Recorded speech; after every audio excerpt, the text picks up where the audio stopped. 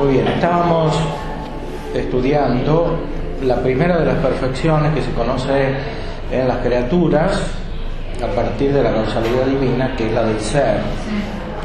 Siguiendo a Dionisio en el 5º capítulo del libro de los nombres de Dios y el correspondiente comentario de Santo Tomás también en el 5º capítulo.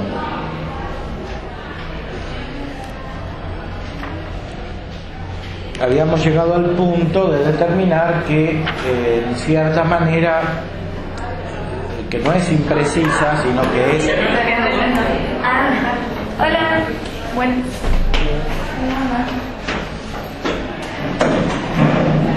En cierta manera, entonces, que no es imprecisa, sino que es cierta o indeterminada solamente por el lado nuestro, que no conocemos la realidad en su totalidad y su profundidad.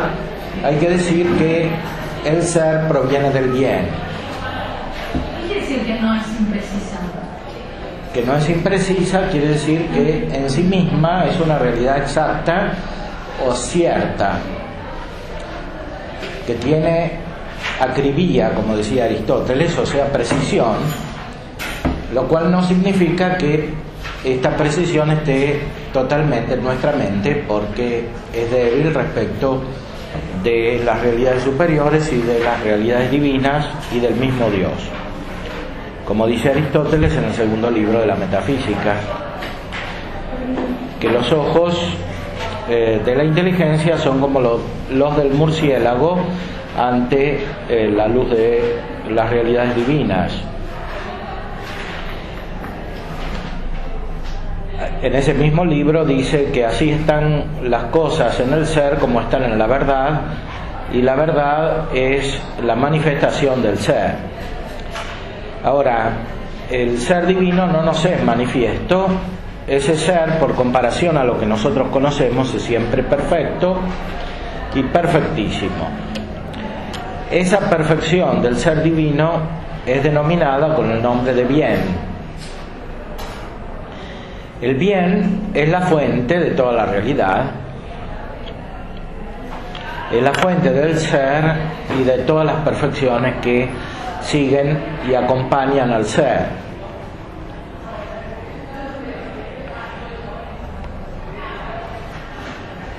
Recordemos, para Dionisio el bien es luz, belleza y amor.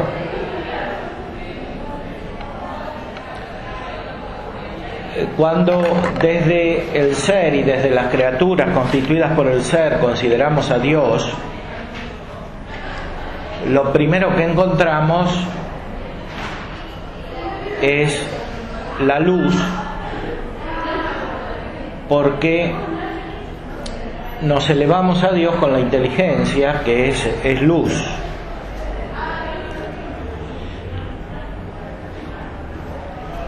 Y por eso encontramos en Dios, en el bien, en primer lugar, la luz, que es lo más elevado del ser que nosotros podemos conocer, es decir, la inteligencia.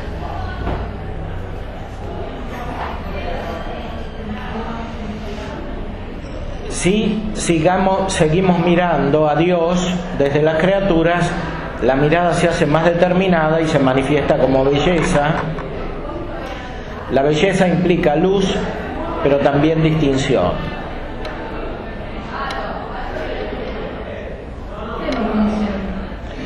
Distinción significa que una cosa no es la otra. No se puede definir la distinción.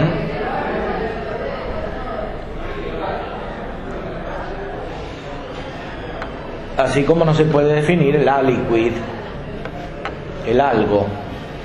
Algo significa otro que, como explica Santo Tomás en las cuestiones disputadas de veritate, en la cuestión 1, artículo 1, donde trata acerca de la verdad y desarrolla los así llamados trascendentales desde el punto de vista de la mente humana.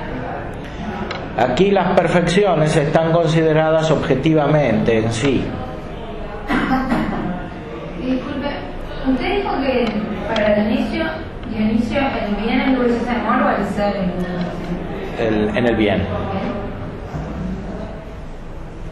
El bien es luz, belleza y amor. Ahora, el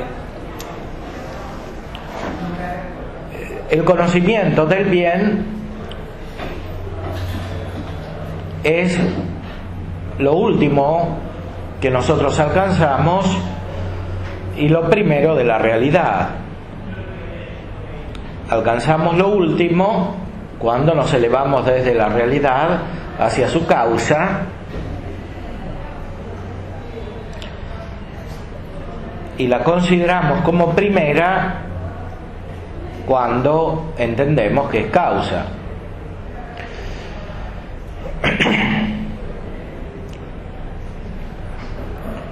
Entonces, elevándonos desde el ser y desde todas las otras perfecciones hacia la causa, lo que más propiamente la designa como causa es el bien, el nombre de bien, que indica perfección. Y la perfección es propia de la causa. Cualquier cosa causa en cuanto es perfecta.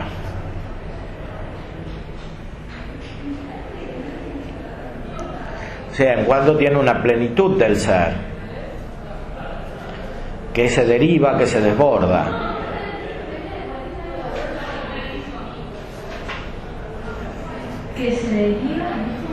Que se deriva de él, o sea, la plenitud es sobreabundante. Recordemos el carácter simbólico de la metafísica. Nosotros no podemos entender directamente las realidades metafísicas porque son inmateriales y nuestra mente es débil, es proporcionada a las cosas materiales. Por eso utilizamos símbolos, aunque la metafísica supera los símbolos. Cuando decimos que la perfección es sobreabundante, estamos utilizando un símbolo. La abundancia es mucha cantidad de cosas materiales. Pero en el orden metafísico, el concepto de abundancia o de sobreabundancia es simbólico.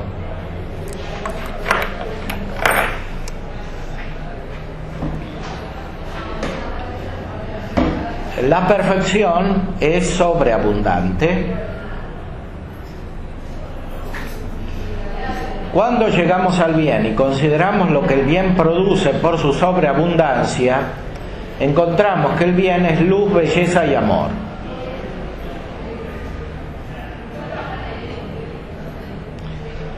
Luz, por lo que ya dijimos, belleza porque implica consonancia de lo distinto,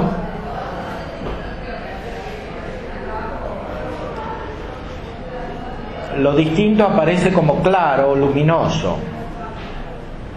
Estos dos elementos constituyen la belleza, la consonancia y la claridad, según Dionisio y el correspondiente comentario que seguimos.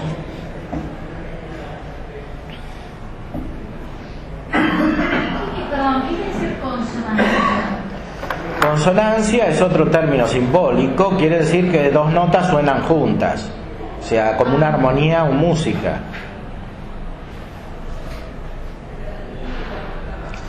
Evidentemente aquí no está tomada la palabra en el sentido propio del arte musical, sino en un sentido metafísico que va más allá de las notas de la música material.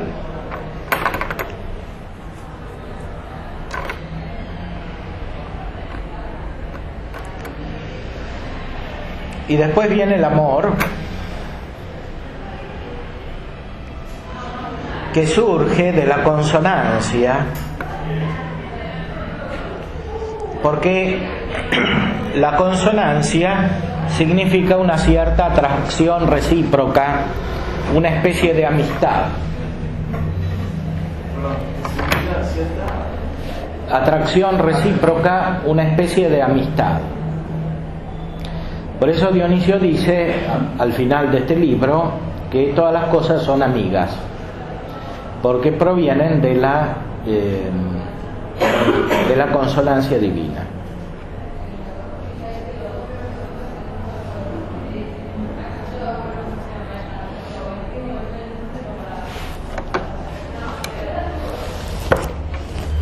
Podemos ver en primer lugar que dice Dionisio acerca del bien, y después continuar con el ser, que se considera mejor desde el bien. De hecho, Dionisio comienza los nombres de Dios desde el bien. El primer nombre de Dios es el de bien. Santo Tomás, al principio de la Suma, se pregunta si viene primero el bien o el ser, y se refiere justamente a Dionisio.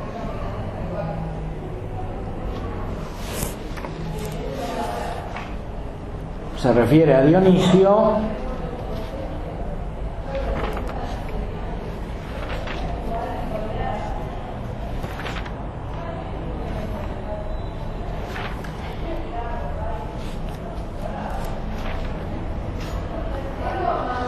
en la cuestión 6, artículo 3, donde se pregunta si ser bueno por esencia es propio de Dios.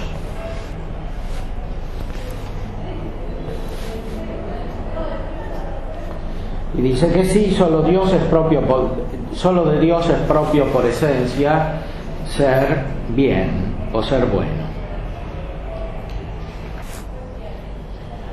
Y en la cuestión anterior, en la cuestión 5, se pregunta si el bien según la razón es primero que el ente.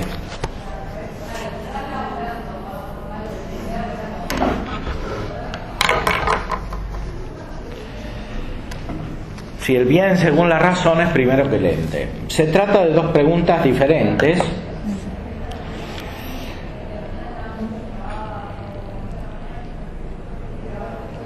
que ser el bien por esencia sea propio de Dios no significa que viene antes o después, o que sea superior o inferior, sino que le corresponde solo a Él ser el bien. Aquí la palabra propio hay que entenderla en el sentido de la lógica. Un accidente propio es el que corresponde a una determinada esencia y no puede no corresponderle. Análogamente aquí, ser bueno corresponde propiamente a Dios, no puede no corresponderle. Más aún, es lo más profundo que podemos decir de Dios, es decir, en otros términos, lo que más nos hace conocer a Dios, el nombre que más nos hace conocer a Dios. ¿Por qué se habla de nombres y no de conceptos o ideas? Es una terminología de origen bíblico. En la Sagrada Escritura se habla del nombre de Dios. Se pregunta en el Éxodo cuál es tu nombre, etc. Se habla del nombre y no del concepto o idea, porque no hay concepto o idea de Dios, propiamente hablando. Dado que Dios es infinito, no puede ser entendido con una representación en una inteligencia finita, como es la inteligencia del hombre o la inteligencia del ángel.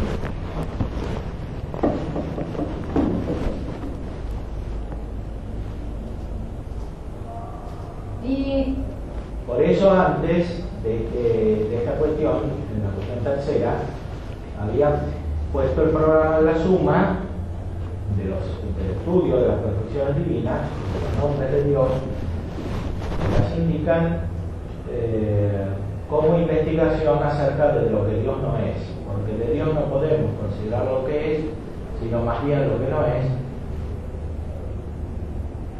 No procederemos investigando cómo es, sino más bien cómo no es.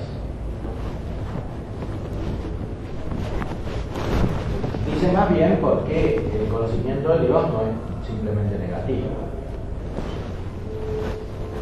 Dionisio, sobre el cual se inspira Santo Tomás y muchos otros grandes filósofos y teólogos, dice en el libro de la jerarquía celestial que las negaciones acerca de Dios son exactas y las afirmaciones son inconsistentes.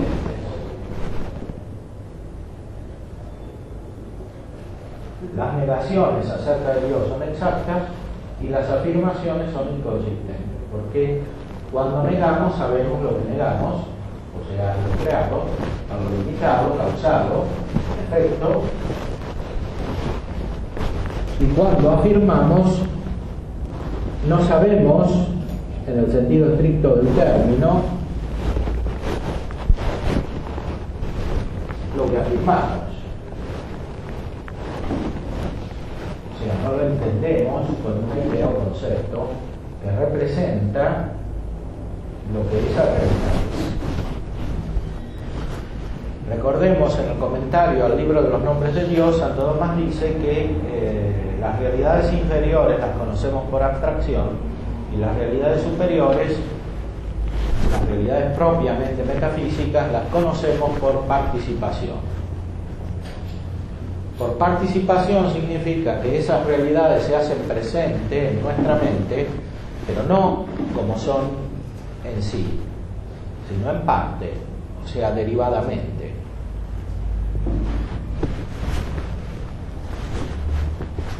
Limitadamente.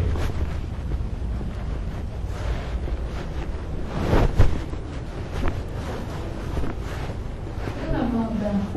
Si Dionisio en el fondo es lo que usa, es inspiración bíblica, digamos, es fuente bíblica. No. Él usa la razón y usa la revelación. Bueno, se apoya en la revelación, pero hay otros autores que desconocen o que no la ignoran. Sí. ¿Por qué, si Dios al hablar de sí mismo, Él se define como yo soy el que soy, Sí. y no se define como yo soy el bien? ¿Por qué no? Bueno, es que en realidad se define de las dos maneras, porque como Sí, ya indica el mismo Dionisio, Y pero también como ya dice es yo soy el misma- camino, la verdad y la vida. ya indica el mismo. En el Antiguo Testamento, sí, no, pero la revelación de Dios mismo y el revelarse. Ah, bueno, Dionisio y después San Buenaventura en el Itinerario de la Mente de Dios se preguntan eso y responden diciendo que en el Antiguo Testamento, en el cual hay una revelación imperfecta de Dios, él dice que es el que es. Y en el Nuevo Testamento dice que es el bueno. En el pasaje del joven rico dice al joven o al hombre: ¿por qué me llamas bueno? Solo bueno es Dios.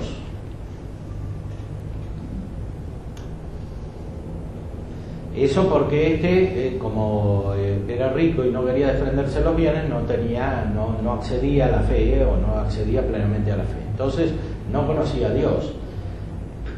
Él lo había llamado maestro bueno. Y Jesús le responde: ¿por qué me llamas bueno? Solamente bueno es Dios. ¿Por qué me llamas bueno? Es decir,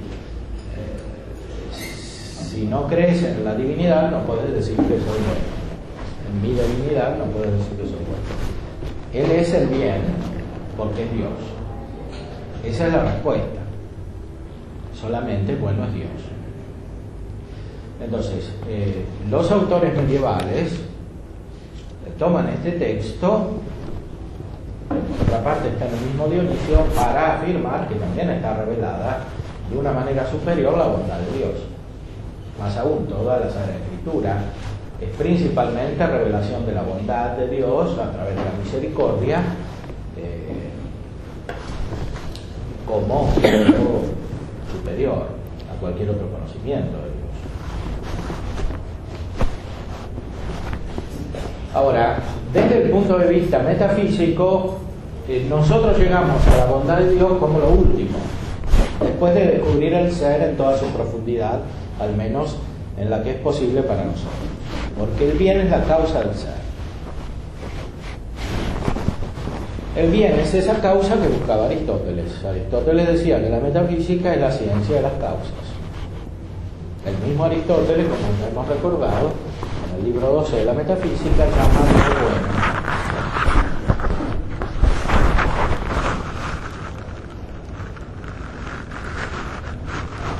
Llegamos al punto de bien después puede pasar por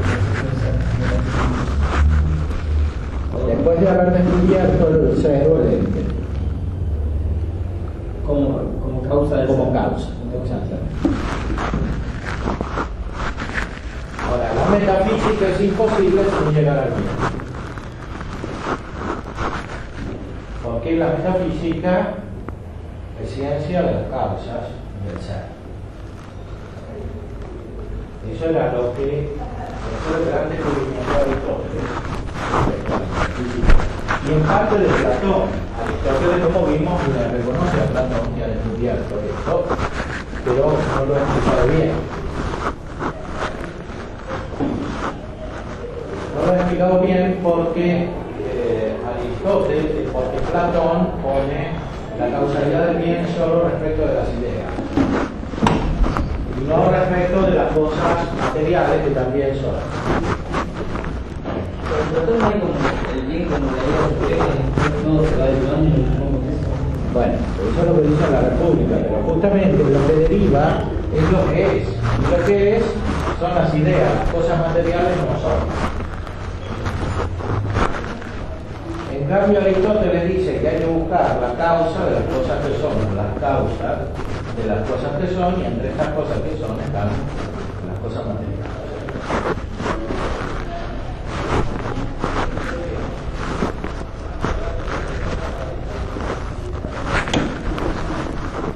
Santo Tomás, evidentemente, no solo él, etcétera, encuentran por este camino una profunda concordancia entre Aristóteles y Dionisio, y también San Agustín, que todo es semejante a Dionisio, tiene inspiración bíblica y también neoplatónica. Recordemos además que dentro del neoplatonismo hay elementos aristotélicos. El platonismo habla de causa, de forma, de materia.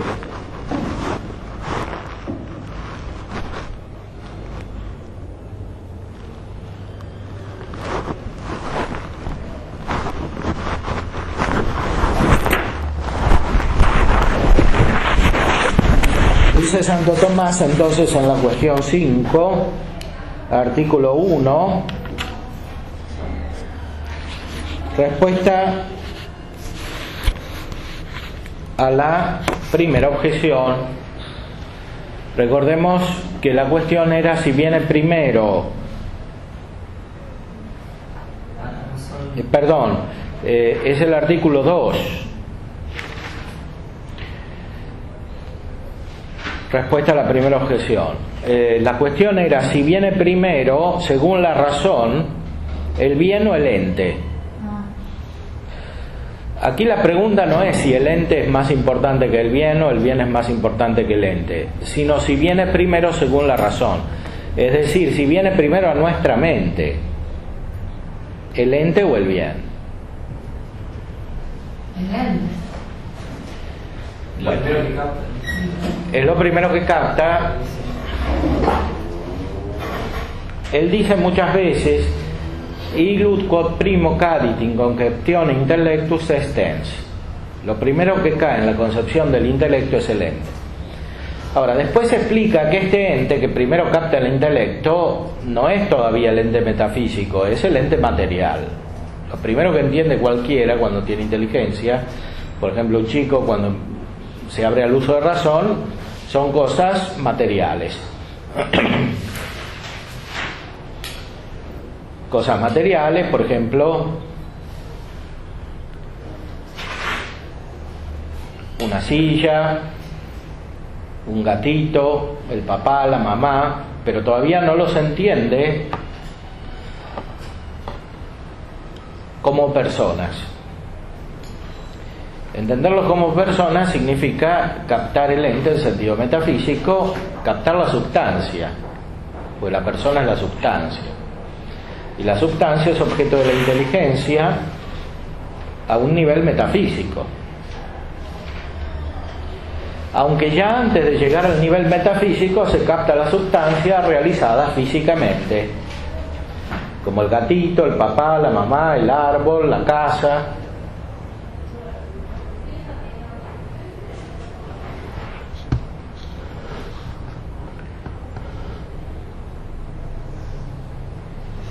igual no hay cierta captación del ente metafísico para el niño se da cuenta que es distinta la persona a los juguetes, no se da cuenta. Sí, bueno, pero se tiene que llegar a dar cuenta. Claro, pero ¿qué es eso? Lo va descubriendo porque los chicos piensan en los animales como si fueran casi personas. Ponerle los números, es como que por ahí no entienden el número solo, pero sí tres Tres adultos. manzanas y tres. Hoy, por ejemplo, en el colegio no sabían distinguir si, no sé, los sustantivos abstractos de los concretos, porque lo abstracto les resultaba. Si no lo toco es abstracto, no lo entiendo entonces. ¿Cómo pueden entender de cierto modo un ente metafísico si no saben lo que es? Bueno, ahí propiamente hablando, Digo que lo pueden captar sin entenderlo. Sí, pero no lo pueden. O sea, no lo van a poder. Justamente acá estamos hablando de una captación intelectual. O sea, ¿qué captan? Yo entendí que captar como que tiene una cosa que como que captan algo que no Para pueden entender el explicar. concepto, tienen el concepto, tienen Claro, el pero a mí concepto, eso tienen que me tiene entenderlo. que entender significa tener la presencia de lo universal o de lo común. Pregunta esa. Por ejemplo, alto, que algo es alto, puede ser entendido o puede ser captado sensiblemente. Si es captado sensiblemente, lo que se capta propiamente es una cantidad, que es un sensible común. La cantidad se puede captar con el tacto, con la vista, con el oído, con el gusto, con el olfato. Si un chico capta la cantidad de esta manera, todavía no usa la inteligencia, o si capta el color o el sonido, etcétera.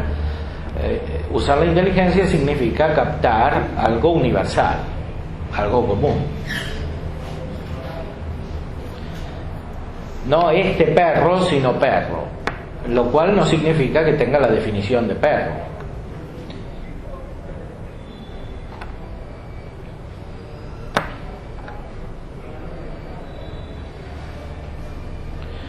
Ahora, captar la persona es todavía más que captar el perro, o más que captar el hombre.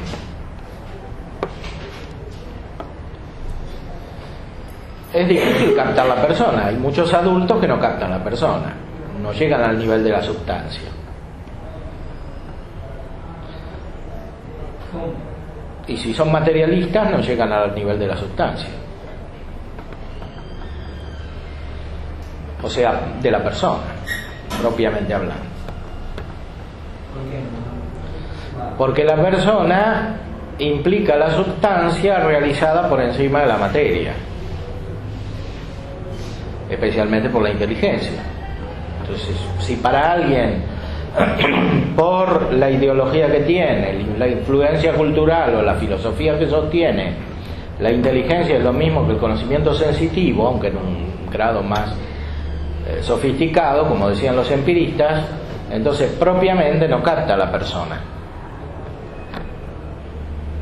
Capta el hombre como si fuera un animal, otro animal, a lo sumo una sustancia animal, que es lo que sucede con muchos evolucionistas extremos en la actualidad. Piensan que el hombre es una especie de mono evolucionado. Si el hombre es como un mono evolucionado, propiamente no captan la persona.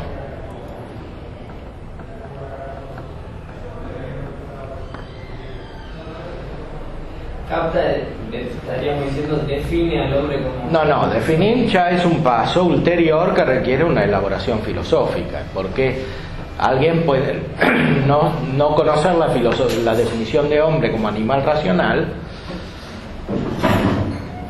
no conocer la definición de persona como sustancia individual de naturaleza racional, como dice Boesio, y sin embargo conocerla. Captarla en la realidad, claro. Usar la inteligencia de manera que se capte la persona. Mucha gente no capta, no entiende la definición de persona, pero sí conoce las personas. Y el empirista tampoco entiende, no la acepta, pero No acepta la definición de persona y tampoco entiende la persona. ¿Y qué es lo que ve cuando ve una persona? Ve una persona, pero él no la conoce. ¿Cómo hace cómo hace alguien que no conoce la definición de persona para ver una persona? Y la ve como si fuera parte del mundo material.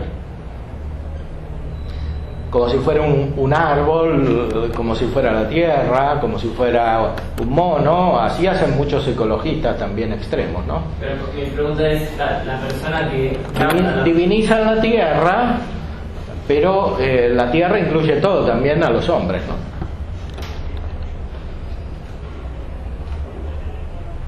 A las personas.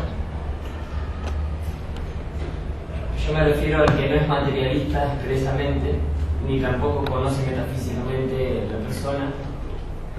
Una persona común de 18 años capta a una persona. Bueno, pero ahí entre las personas comunes de 18 años hay diferencia. Entonces, algunas captan y otras no captan. Algo siempre captan, eventualmente captan más que un adulto que ha elaborado teorías que le impiden acceder a la realidad más directamente.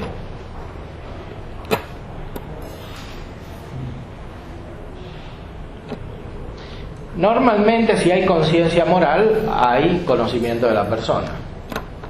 Por ejemplo, si alguien entiende que no hay que matar, no porque lo llevan preso o porque después se siente mal, sino porque es una persona la que está matando, entonces conoce de algún modo la persona, por ejemplo. Pero hay algunos que no tienen la educación o tienen una educación tan distorsionada, una deseducación por el medio ambiente, que no captan la persona y matan como si sin tener conciencia. Por lo menos algo de conciencia.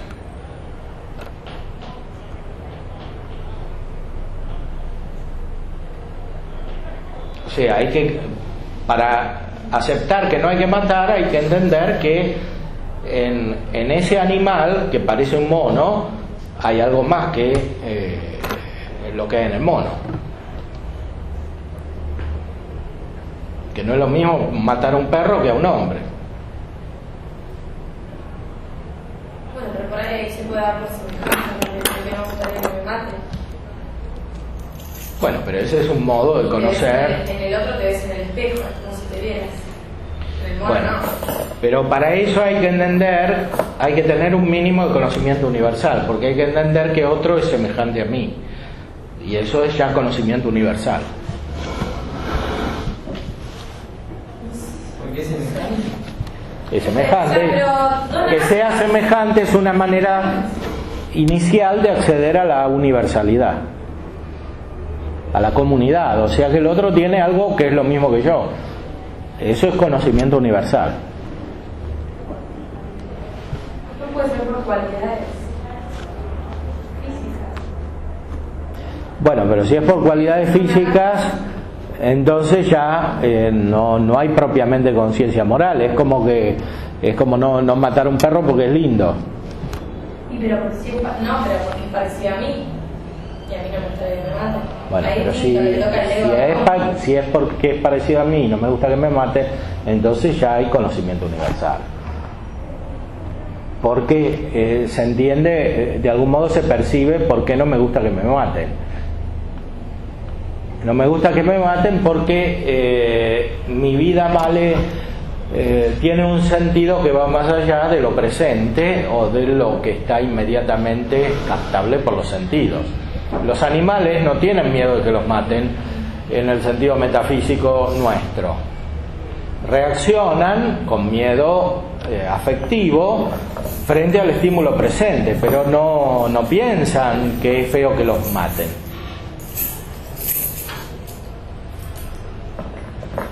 O sea, tienen miedo hasta que los matan. Y antes de tener miedo no piensan nada, simplemente. En cambio el hombre piensa. Y por eso no quiere que lo maten, incluso cuando no tiene miedo, o sea, cuando no tiene la reacción afectiva de la que sigue al conocimiento sensitivo.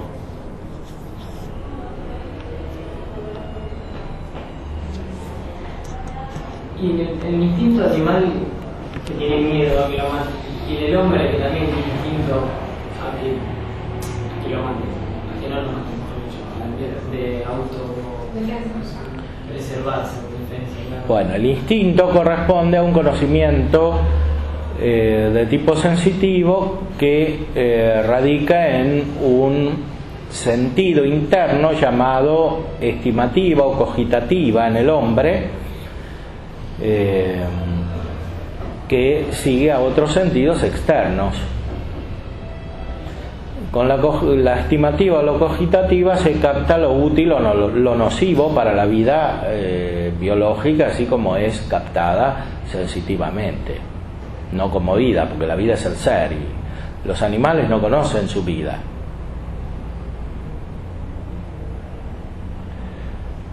La estimativa o la cogitativa que le corresponde al hombre no conocen la vida como ser.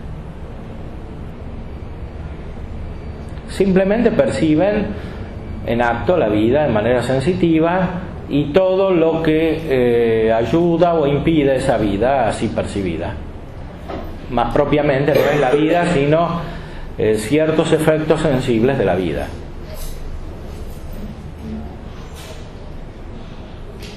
Por ejemplo, moverse.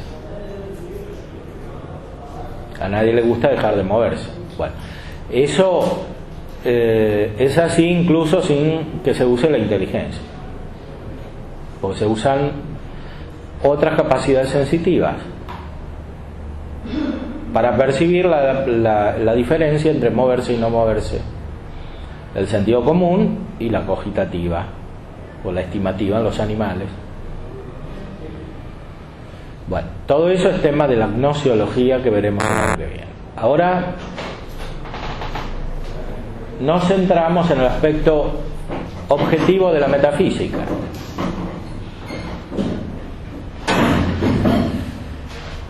La metafísica capta lo que supera la materia. Entonces, aquí capta como lo fundamental de todas las cosas el ser.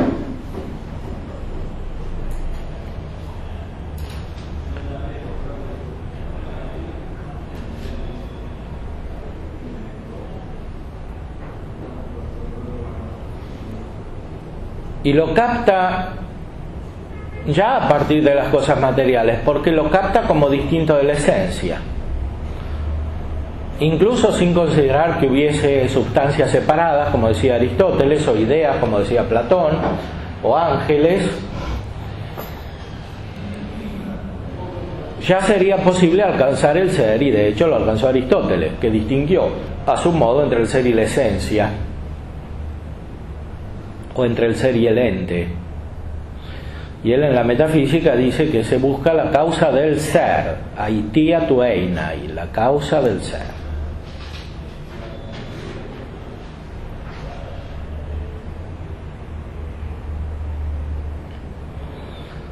Allí ya estamos al nivel metafísico.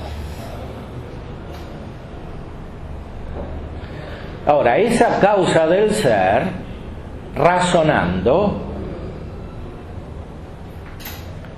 o sea, por operaciones complejas de la mente, se descubre ser perfecta y por tanto buena. ¿Por qué por operaciones complejas de la mente? Porque hay que entender que siendo limitado el ser, porque se realiza limitadamente en las esencias, siendo limitado el ser,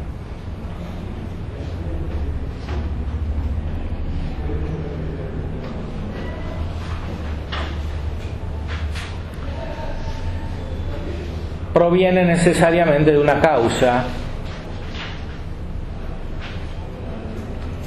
que es ser ilimitadamente, y esto es lo que se designa con el nombre de bien.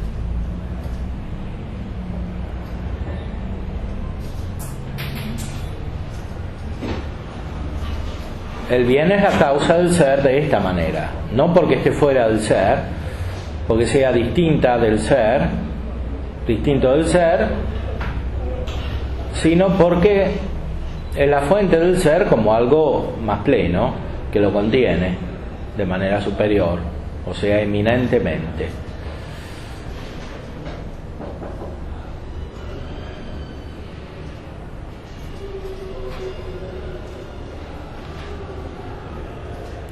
Eminentemente.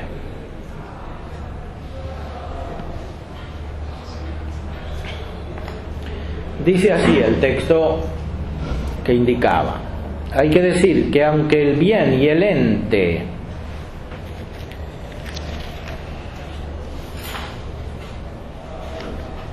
sean lo mismo según la realidad, sin embargo, porque difieren según las razones, no de la misma manera se dice algo ente simplemente y bueno simplemente. Pues, dado que el ente diga que algo propiamente es en acto, y el acto propiamente tenga orden a la potencia, según esto simplemente algo se dice ente, según que en primer lugar se discierne respecto de aquello que está solo en potencia. O sea, ente quiere decir un acto aunque sea limitado, cualquier acto, aunque sea la forma de la piedra, del gato, eso es ente. El gato no es el gato en potencia. En lo que comen los padres del gato está el gato en potencia que van a hacer, pero el acto es el gato que ya nació, el gatito. Eso ya es ente. Cualquier cosa en acto es ente. Y la forma del gato sin la materia es ente. Y la forma del gato sin la materia, por supuesto, es ente, pero es ente en la mente humana. Que lo conoce, es ente de razón. Ente de razón no quiere decir ente que no existe, quiere decir ente que existe de una manera superior, o sea, racional.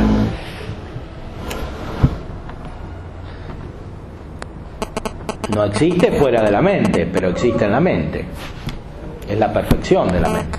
La mente conoce en cuanto está en acto, con la esencia de lo que conoce. Si no hubiesen existido los hombres, ¿el ente de razón existiría?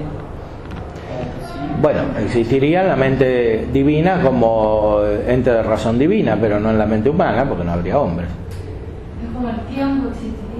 Lo que no existiría es la lógica humana, las ideas humanas, los juicios humanos, los razonamientos humanos.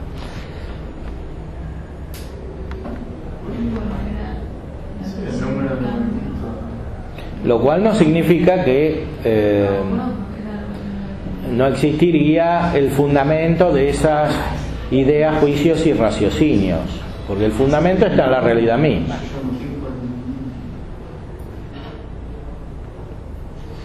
El fundamento de las ideas, juicios y raciocinios está en la realidad misma.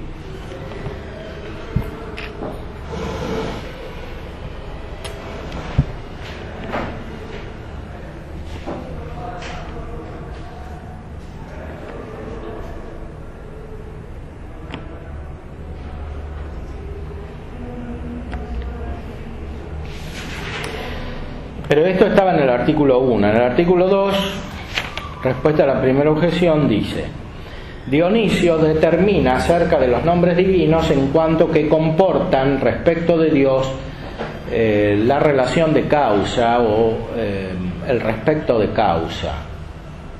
Pues nombramos a Dios, como dice él, a partir de las criaturas, como la causa a partir de los efectos. Ahora, el bien, dado que tiene razón de apetecible, comporta el respecto de causa final, cuya causalidad es primera, porque la gente no obra sino por el fin.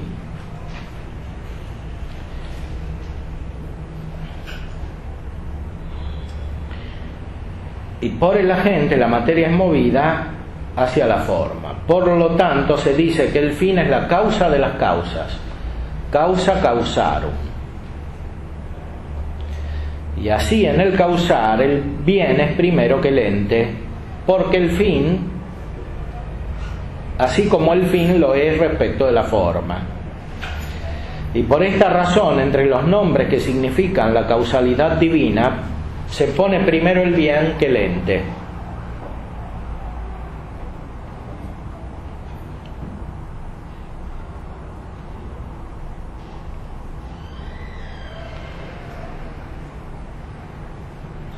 Y además porque según los platónicos, que no distinguían la materia de la privación, decían que la materia era no ente, y se extiende a más cosas la participación del bien que la participación del ente,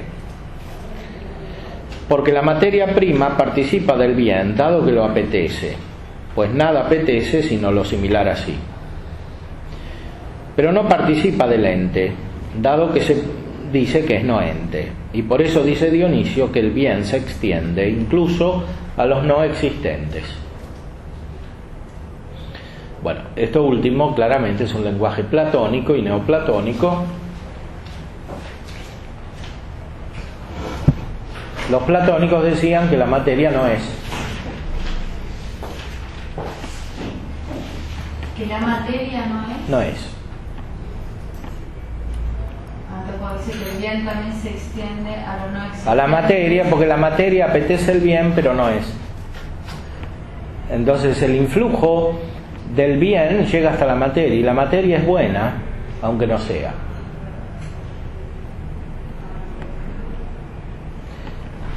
Bueno, esto por supuesto, según la concepción platónica y neoplatónica, aunque tiene un fundamento en Aristóteles, porque hemos encontrado en la metafísica una afirmación acerca de que la potencia es no ser, de algún modo. Es no ser en acto, claro.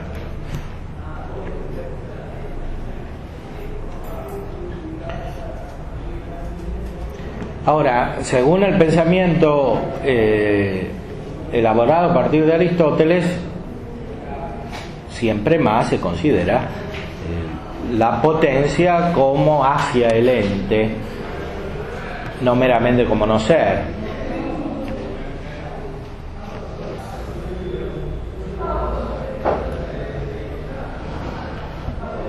Pero aún así vale el razonamiento, porque de algún modo la forma es el bien de la materia.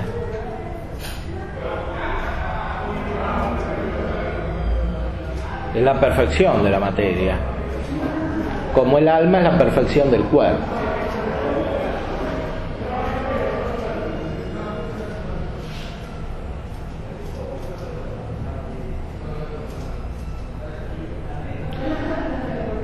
Entonces dice aquí Santo Tomás explicando a Dionisio: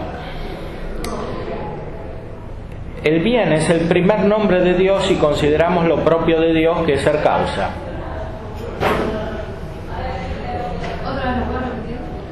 El bien es el nombre de Dios si consideramos lo propio de Dios, que es ser causa.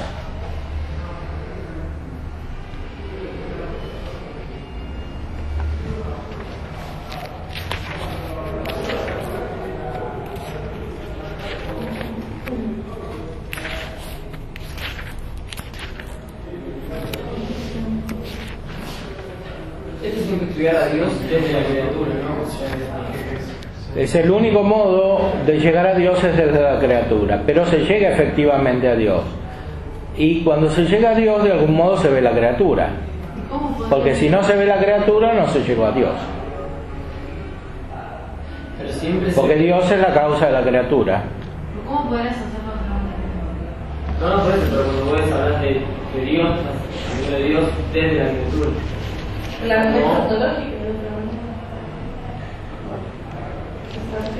Es como yo quiero hablar de creencia ahora. Yo lo que puedo decir es eso. Y tengo una parte que no veo.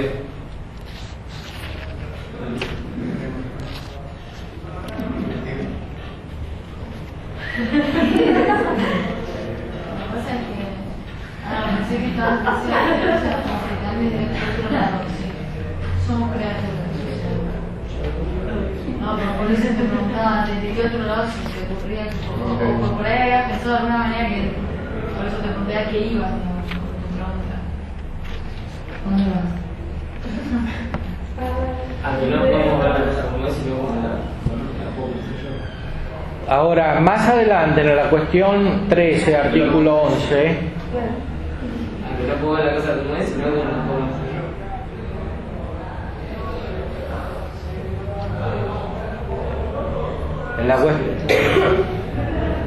en la cuestión 11, cuestión 13, artículo 11, la cuestión 13 trata acerca de los nombres de Dios, justamente el tema del libro de Dionisio, que era fundamental. Entonces, aquí se pregunta si este nombre, el que es máximamente nombre propio de Dios. Se pregunta y dice que sí. Ahora, que sea máximamente nombre propio de Dios no quiere decir que es el nombre superior. No quiere decir que es el nombre más importante. Quiere decir que es el más propio, o sea, el que más le pertenece solamente a Él y no a otros. Hasta luego. Y recordemos que está hablando del nombre, no dice que en Dios es más importante el ser que el bien, o el bien que el ser, porque en efecto no es más importante una cosa que la otra, porque Dios es perfectísimo, no hay división.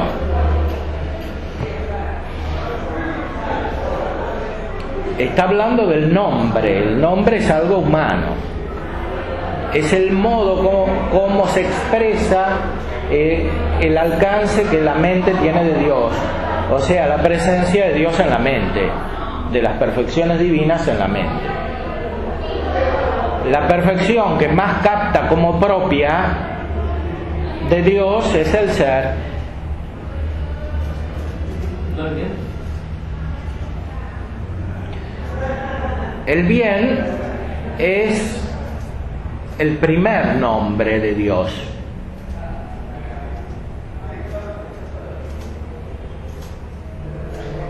¿Y estas sutilezas, digamos, Y estas sutilezas son para los que las entienden, y para los que no las entienden quedan en el papel.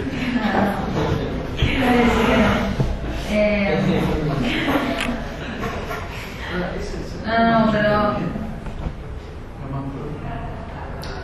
o sea, ¿cómo alcanza, digamos, que algo en realidad es más propio y lo otro en realidad es el primer nombre de Dios? ¿Por qué no es al revés? Bueno, desde otro punto de vista es al revés. O sea, el primer nombre de Dios, desde lo que nosotros conocemos en las criaturas, es el ser. Porque de lo que entendemos,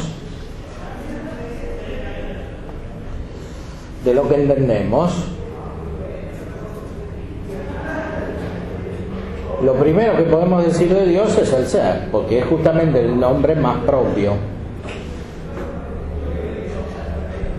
Entonces, la perfección que más capta como propia, habíamos dicho que era bien. Como causa. Como causa, sí. O sea, como Dios, como lo que le corresponde directamente en cuanto Dios. Bien, como Lo que es máximamente el nombre propio de Dios es el bien. Es máximamente nombre propio de Dios, pero no quiere decir que sea Es el más importante. que sea el más importante. Pero si lo más propio no es lo más. No dice que es lo más propio, dice que es máximamente propio. O sea, puede coexistir con otro nombre que es máximamente propio. Perdón mi ignorancia, o sea, ¿cuál es la diferencia, digamos, en decir lo máximamente propio y lo más propio? No capté por ahí lo. Bueno, En latín dice maxime nomen Dei proprium. No hay artículo. Pues si le ponemos el artículo, entonces ya lo determinamos y parece que es el más grande o el más. En latín no hay artículo. Entonces dice, es máximamente nombre propio de Dios, el que es. Y antes, esto es cuestión 3. Aquí cuestión 5.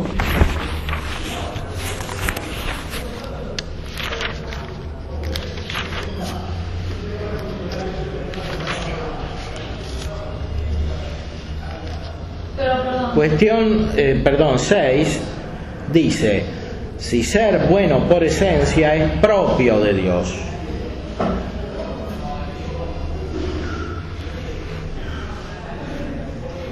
Si es propio de Dios, quiere decir que es de Él y no de otros. Ser el bien por esencia. Cuestión 6, artículo 3. O sea, lo que estamos tratando de ver es qué percibe primero la mente. Pero se nota que no lo percibimos, porque si nos cuesta tanto... Y bueno, sí, es un problema, claro. Y entonces... A todos los grandes filósofos les costó mucho, incluyendo a Aristóteles, a Santo Tomás, a San Alberto, entonces no es raro que nos cueste a nosotros. Pero si entonces percibimos otras cosas antes, primero primeramente... O sea, estamos tratando de ver qué es lo primero que la mente percibe ante el nombre de Dios o ante el absoluto, por así decirlo. Y nadie, no sé, no es que no entiende, pero no parece lo más evidente lo que estamos diciendo. Bueno, distingamos las cuestiones. Una cosa es la razón de bien y la razón de ente, que se pregunta en otro artículo. O sea, el ente viene primero que el bien, porque la mente humana primero tiene que entender que algo es y después se entiende que es perfecto o bueno. Entonces viene primero el ente y después el bien. Ahora, de aquí pasamos al conocimiento de Dios. Cuando conocemos a Dios hay muchos nombres, porque como Dios no lo podemos entender con un acto único, porque no tenemos la idea de Dios como la tiene en cambio Él respecto de sí, por eso necesitamos muchos actos de conocimiento imperfectos. Bueno, esos actos de conocimiento imperfectos se expresan con nombres de Dios, o más precisamente nominaciones divinas, actos de nombrarlo.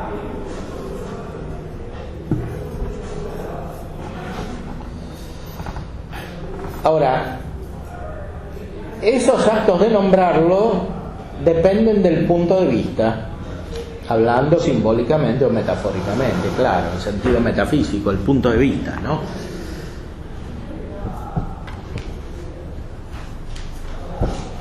Desde el punto de vista de las criaturas,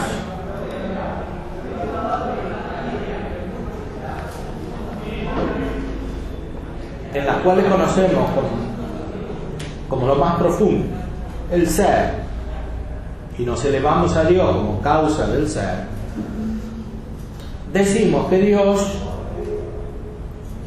es propiamente el ser, o máximamente propio de Dios es el ser. Ahora, cuando llegamos a Dios desde el ser, ¿qué sucede? Que de algún modo lo percibimos, lo captamos como causa de las criaturas o del ser.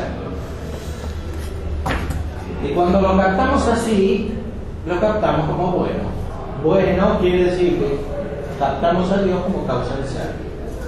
Bueno significa perfecto. Perfecto. Sí.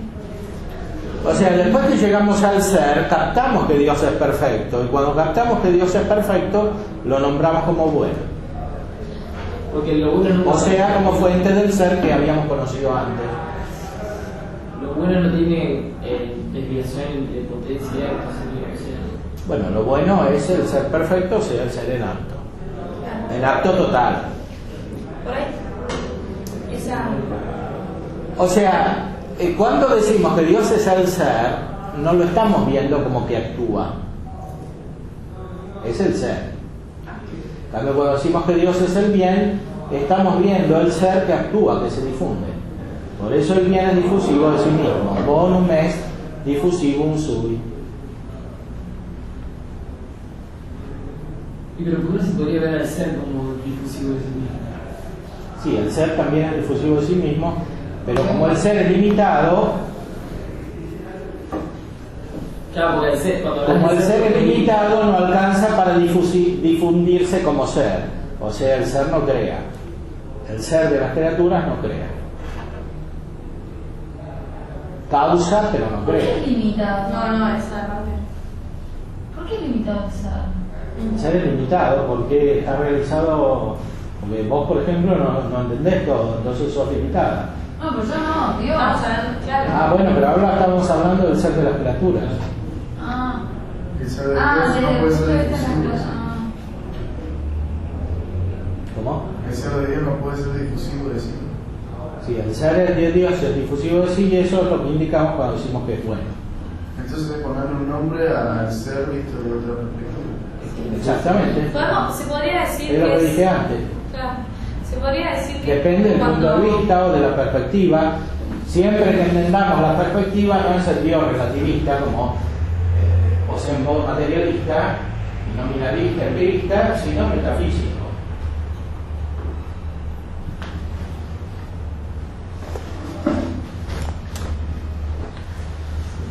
Esto desde el punto de vista de la criatura. El otro punto de vista. El otro punto de vista es mirar como desde Dios. Porque cuando llegamos al ser perfecto, que es el bien, de algún modo miramos como desde Dios, porque vemos que el bien causa el ser. Y cuando miramos como desde Dios, descubrimos que el bien es luz, belleza y amor, que es lo que dice Dionisio. Pero eso lo seguimos viendo desde el punto de vista de la criatura. Bueno, Sí. digamos. El punto de vista de la criatura está siempre. El problema es que de algún modo, en algún momento llegamos a Dios. Porque la causa. Si decimos que es causa y lo conocemos como causa, hemos llegado a Él. Y si hemos llegado a Él, conocemos que es causa de las cosas que nos hicieron llegar a Él.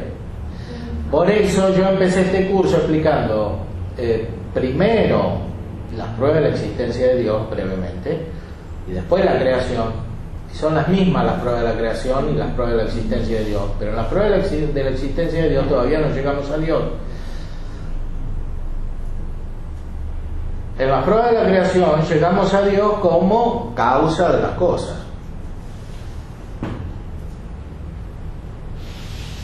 La mirada metafísica se completa, ahí de algún modo captamos Dios como bien.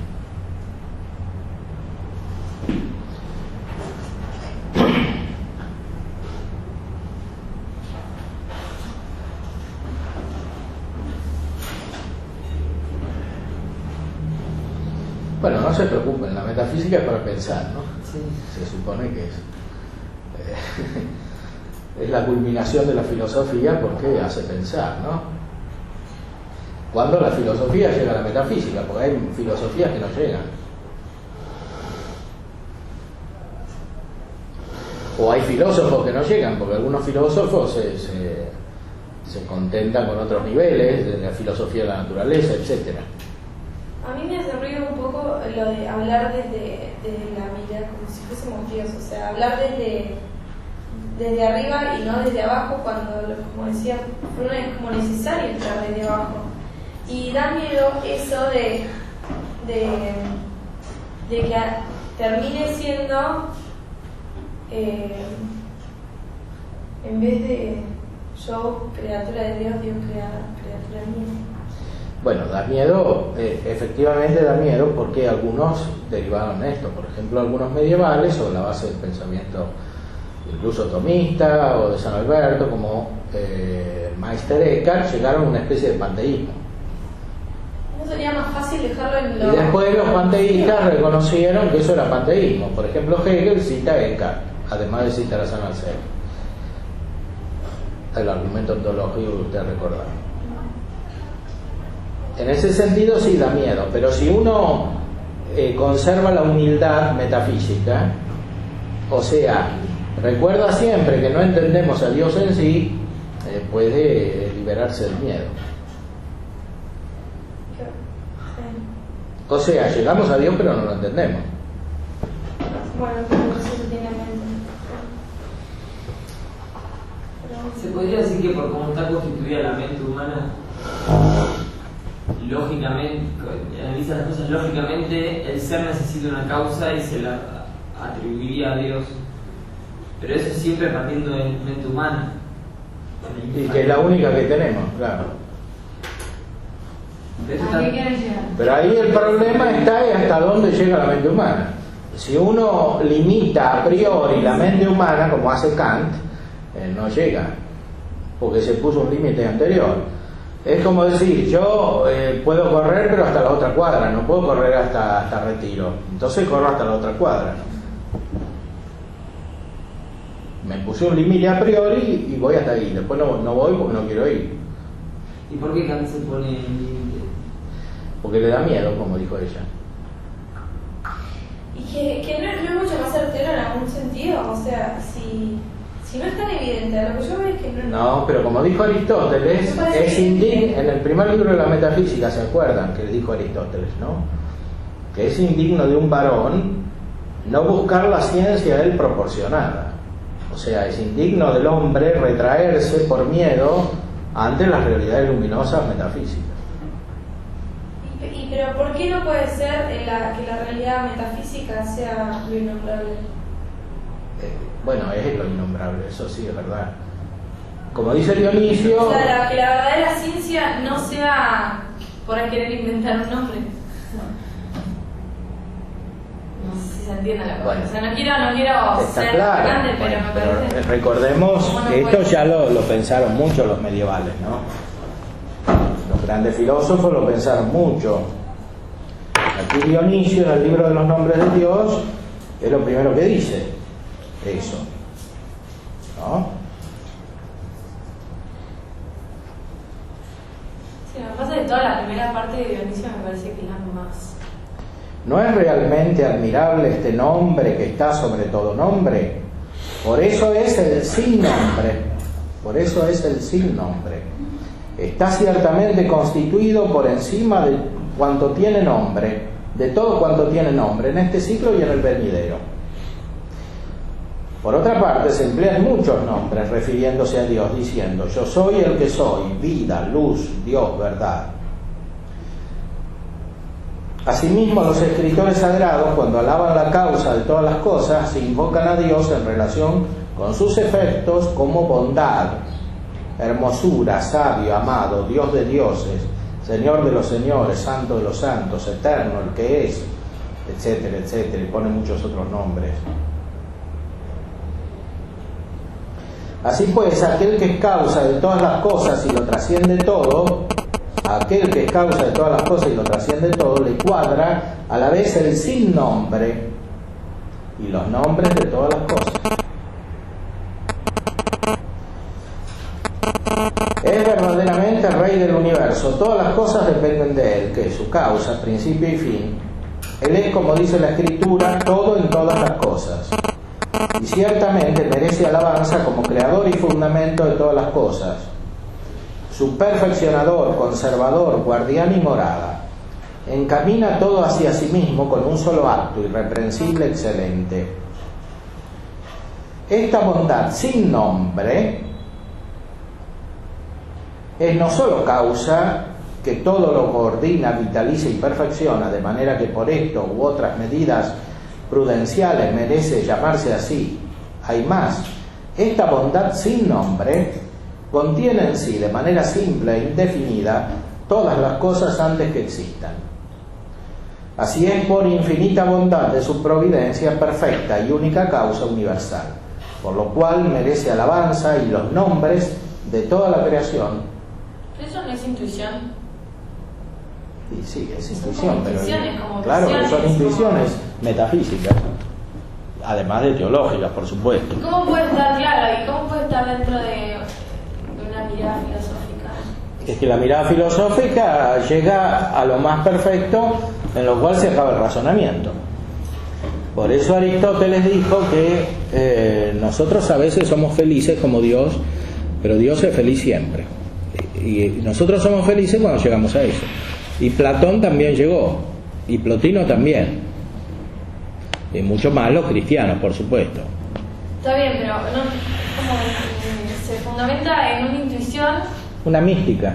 Claro, bueno, una mística que cada uno puede tener su intuición y su mística. O sea, ¿cómo fundamenta? Y bueno, cada uno puede tener su intuición y su mística si la tiene, y si no la tiene. ¿Y si tiene una distinta? Sí. Y si uno, ese es el problema, ¿no? y si uno tiene una distinta, puede hacer una mística como que el universo material es Dios, pero eso es una mística, una falsa mística, porque no tiene fundamento. Y la otra sí, si son intuiciones. Y la otra sí, porque se basa sobre el razonamiento de la mente que alcanza efectivamente la realidad y procede correctamente hasta llegar a la causa. Claro, pero la causa Científicamente. es lo único que no se puede alcanzar científicamente. Lo otro no. La causa y las intuiciones sirven para alcanzar la causa de muchas maneras. Cuantas más intuiciones tenés, auténticas, no imaginadas, más conocés o mejor captás la causa. ¿Cómo saber cuál es imaginada y cuál no? Claro, Bueno, esa es otra cuestión. No, pero en un mundo relativista. En un mundo relativista, ¿cómo se lo explicás a los demás? Es otra cosa. Eso es otra cosa, es una cuestión de filosofía de la educación, de pastoral. No, pero ¿cómo sabemos que eso es? Eso es lo verdadero. Bueno, ese es el problema.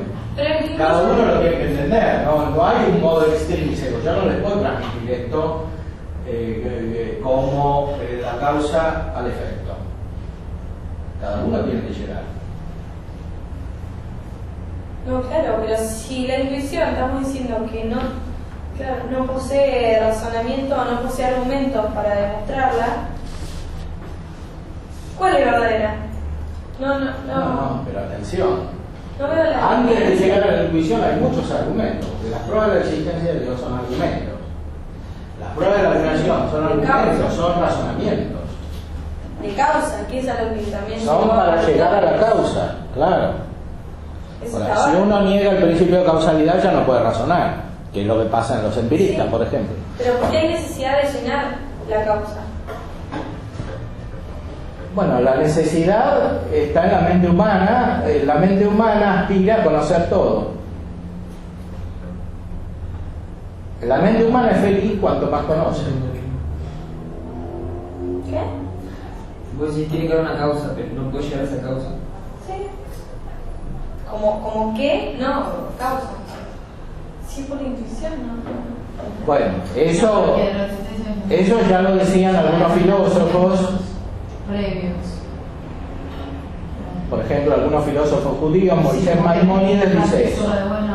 Tiene un libro que se llama La Guía de los Perplejos. La Guía de los Perplejos. La Guía de los Perplejos son la guía de los que están como vos. Él escribió un libro a propósito para eso. Ahora, en ese libro no llegó a explicar todo esto. Dionisio y antes Aristóteles son mucho más profundos que Maimónides en esto.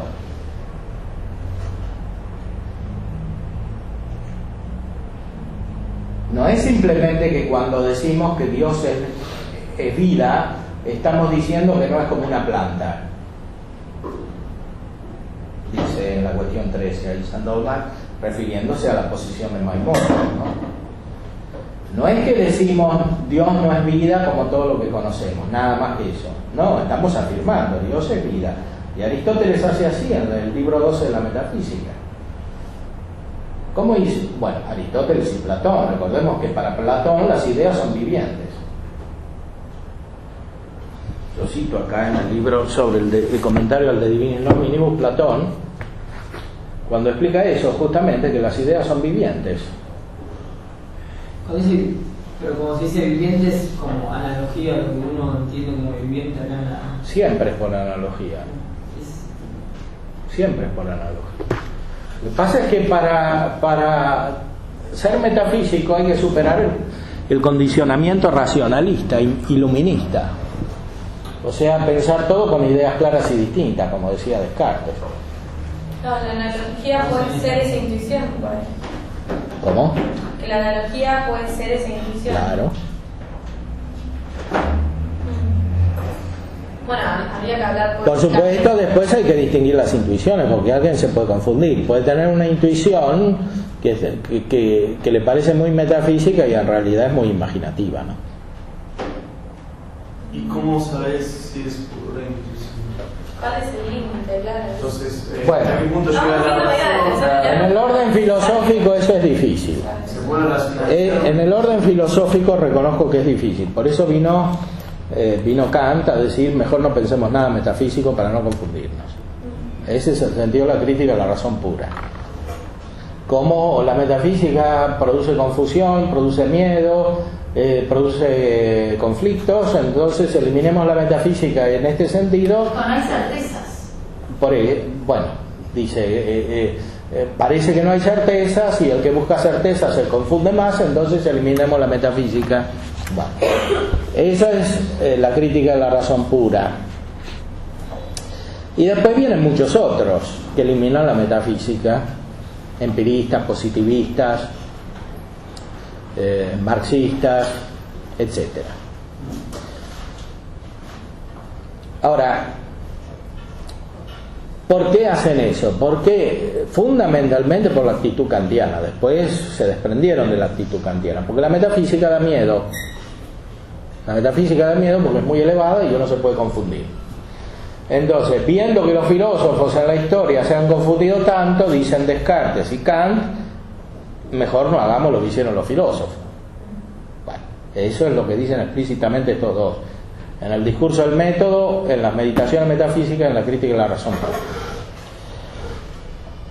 En el orden teológico hay una solución, que la pone San Ignacio en las reglas de discernimiento de espíritus, al final de los ejercicios espirituales. Entonces él les explica ahí,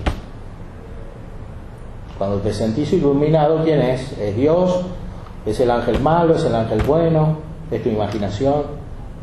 Él pone ahí unos criterios que son muy útiles. Ahora, esos criterios analógicamente en parte valen para la filosofía, pero esto ya es más psicología que metafísica. Es verdad que es difícil ser metafísico en el mundo de hoy, y de hecho hay pocos metafísicos. Pero eso no quiere decir que no valga la pena, como dice Aristóteles. Porque el que llega es mucho más feliz.